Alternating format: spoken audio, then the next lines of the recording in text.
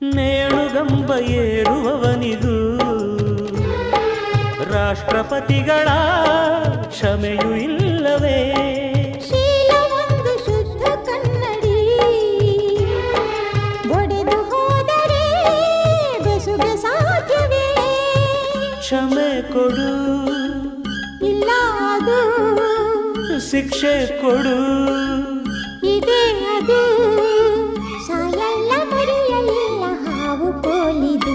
ತಪ್ಪು ಮಾಡೋದು ಸಹಜ ಕಣ, ತಿದ್ದಿ ನಡೆಯೋ